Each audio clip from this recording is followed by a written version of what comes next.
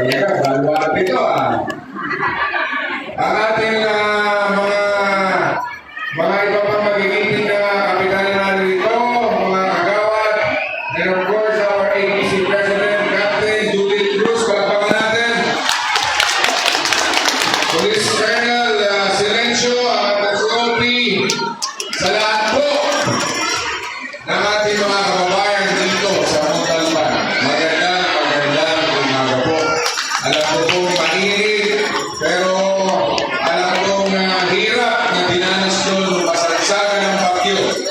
Pero mga kababayan, wag po kayong mag-alala at gagawa po namin ang paraan ng problema sa pagpapak. Nanggaling na rito ang ating mahal na Pangulo. Bukas naman ay nahihiling po kami sa Senado. At yan ang ating tatalakayin. Kung paano makabuo ng master plan sa buong Pilipinas regarding dyan sa flooding problem natin.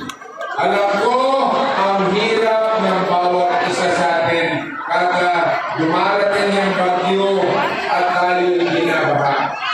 Maging kami sa lalawigan ng Cavite, binaha din po kami. Yan talaga yung mga dapat harapin at dapat paghandaan ng ating gobyerno.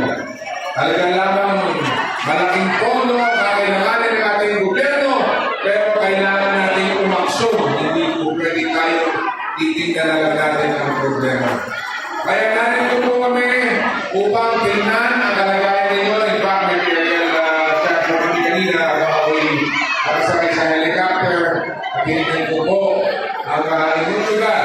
Hindi po ang ginawa ko sa Bulacan, sa Cavite, dito sa Rizal, at iba't ibang parte, dito sa NCR, Camaraba.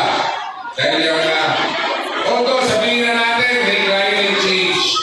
Pero anong gagawin natin? Yan talaga nandiyan na yung climate change. Kailangan paghandaan na yung matinding mga pagbuhos ng malalakas na ulan. Kailangan umatap na tayo sa mga bagong panahon na yan. Kaya inyong lingkod bilang chairman ng Committee on Public Works, isiguraduhin po natin. Kung di man natin masolve ang problema at maitsan natin yung problema na yan.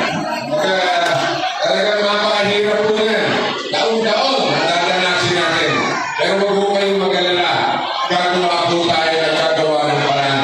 Kaya narito naman po kami ni Gov. Brian, ni Governor Nina, upang makipagtulungan para sa inyo. Basta tandaan ninyo, meron kayong pamilya Inares, meron kayong Gov. Ito, may Gov. Nina, may Gov. Rebecca, Jun, meron kayong Gov. Brian, at meron pa kayong cute na senador. Dahil siguro alam niyo naman na si Mayor Junior ng Antipolo, na kapatid ni Nina, ni Gov. Tina, ay aking bayaw. Nasa ni Andrea. Kaya kami po ay pamilya. Kaya sa inyo po lahat, yan. Basta umasa kayo. Governor, kung ano man tutulong mo, bukas ang aking opisina, bukas ang aking puso para sa mga isalim. Kaya, yan nyo, alam ko yung init na kayong lahat at ako rin meron na lang akong pupuntahan. Pero sa inyo lahat, maraming salamat. Alam ko nabaha na kayo, naihita na kayo, pero nung dumating ako nakangiti kayo, dumating si Gov. Tina nakangiti kayo. Napaligayan namin kayo, pero mas napaligayan nyo kami dahil